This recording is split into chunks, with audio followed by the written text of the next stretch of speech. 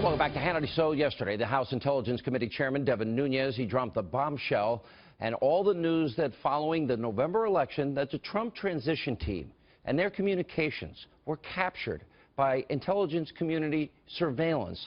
After being briefed by Chairman Nunes, President Trump, well, he said he felt somewhat vindicated by this revelation. Check this out. Do you feel vindicated by Chairman Nunes coming over here? I somewhat do. I must tell you, I somewhat do. I very much appreciated the fact that they found what they found, but I somewhat do. And joining us now, the chairman of the House Intelligence Committee, Devin Nunes, a congressman from California. Congressman, thank you for being with us. Let's go over what it is that you said the other day, which has now gotten a lot of play, and that is, in fact, surveillance took place in November, December, and January of the president-elect, his transition team. What else do you know? Well, what bothers me is what I was able to review. Looks like it was in November, December, and January. Those reports are concerning to me, and I briefed the speaker, and then I spoke to the news media publicly, and then went to brief the president on what I saw, because I think it's important that he sees it. The president then said that he felt vindicated over his claims that he felt he was, well, he said wiretapping, but surveillance wiretapping, in my view, were just really parsing words. But he was picked up, at least in an incidental way. Can you give us more detail about it? Well, it's tough for me to get into it, right, because I've only read the reports, so I don't know all the intelligence that went into it.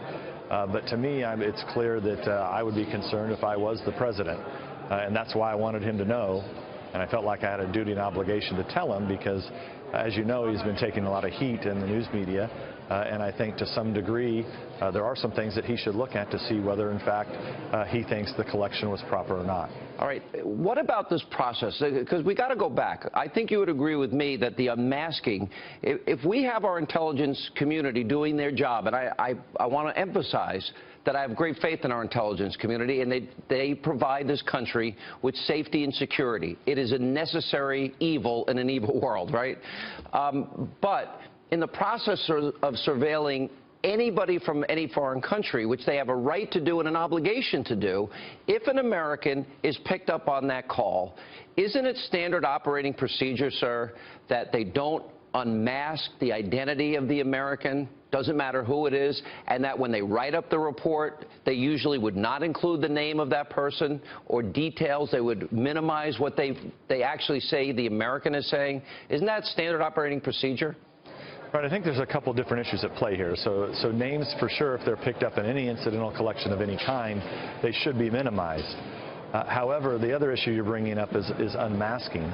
So if there was an unmasking of a name, additional names, we need to know who requested that unmasking, what was the purpose for unmasking, because it should be pretty rare that American names are unmasked.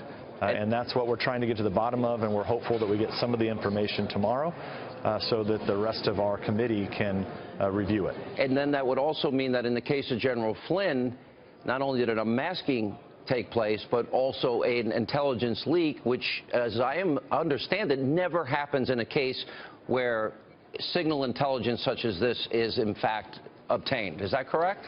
Yeah, I've never heard of that happening before, and as I've said many times, the only crime that we know has been committed here is that one, and it's quite clear that it was a crime. And, you know, look, I think you said it right, Sean. These programs are vitally important to the security of our country, and that's why we take this seriously here in Congress to conduct our oversight. And clearly, when I see a problem, I'm going to point it out. And in the case of any type of leak, that would be a violation of the Espionage Act. That would be a felony. That would be 5 years potentially in prison.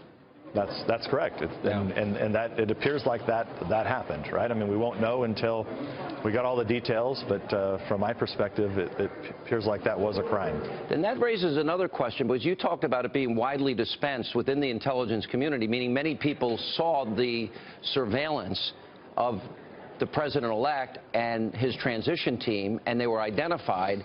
Then it goes to the issue of how many people had access to it. 2 weeks before President Obama left office, he modified Executive Order 12333, which allowed the sharing of this type of intelligence, which had never happened before, with 16 other agencies. Is there a possibility that was done so that leaks could be covered up, sir?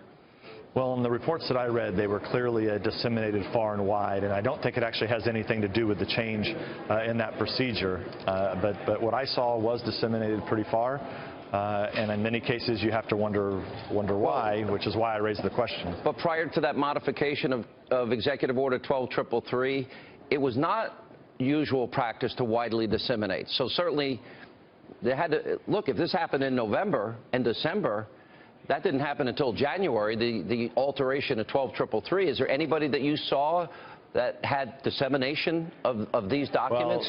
Well, I don't want to get in the weeds here, Sean. I don't believe that change impacted what I saw. Okay. But with that said, I will say that the dissemination was pretty far and wide. And like I've said before, I think it appears to me that it was all legal.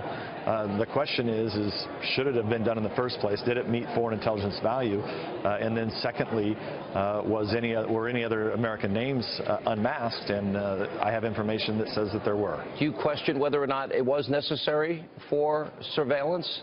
In other words, when you read, okay, so-and-so was talking to so-and-so, did you get the impression why would this be surveilled in the first place? Look, I think there is, in a lot of what I saw, there is a lot of foreign intelligence value. I mean, look, our analysts do a really good job. Our intelligence agents do a great job. And so, what it was on the margins. There were things that I'm just not sure it should have been included into an intelligence report. And then surely there shouldn't have been an unmasking of additional Americans' names. Congressman, did you see any legal issues that would worry the president in any way, shape, manner, or form? No, and I've said that too. What I saw had nothing to do with Russia. This has nothing to do with the Russia investigation. But it was important enough that I thought the President of the United States should know what is being said about him and his transition team. The FBI director did confirm, now it is usual practice, and I've heard James Comey say it itself, that they don't comment on potential or ongoing investigations. He did confirm an investigation into Russian influencing of the election, but he wouldn't confirm. Right. He wouldn't confirm whether or not there will be an investigation, and you pressed him hard on the issue of whether or not those people leaking intelligence, whether that's being investigated. It seems to me that the FBI director shouldn't be able to have it both ways. Yeah, I mean, look, the leak investigation or lack of a leak investigation is quite concerning. We need to make sure that these leaks are being tracked down, and it's part of our investigation is to make sure that we do try to find who was at least knowledgeable of the information that eventually got leaked. One last question. In terms of the ability, if you look at the leak of General Flynn, we know that's a felony. You agree that's a felony. Mm-hmm. Is this something that would have to come? Could this happen at a low level, or is this something that would have to happen at a very high level, meaning a director or just below a director? In other words, who would actually have access to that type of intelligence? Well, if we do expect that his name was unmasked, I think the key would be able to figure out who actually unmasked the name and who requested that unmasking. There has to be a record of that. Once we can get a hold of that, we'll know a lot more from there. Yeah, and so do you suspect then that people will go to jail over this? Well, once you understand who did the unmasking, then you have to know who it was pushed down to. What's the complete audience of people that would have had the name, and then you kind of know at least your initial folks that would know about it. Now, I think that also goes back to 12333 because it could have been now 16 other agencies involved. There may be something hand-delivered and not sent over electronic device. Sir, I appreciate your time. Thank you for being with us. Thanks, Sean.